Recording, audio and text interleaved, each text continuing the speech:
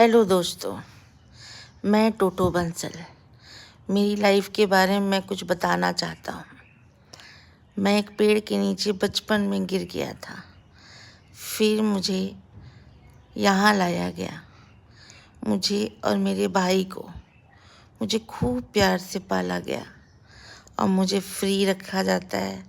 मैं पिंजरे में नहीं रहता, मैं उड़ता हूँ। मेरे पास एक बालकनी है और एक रूम मुझे दिया गया है।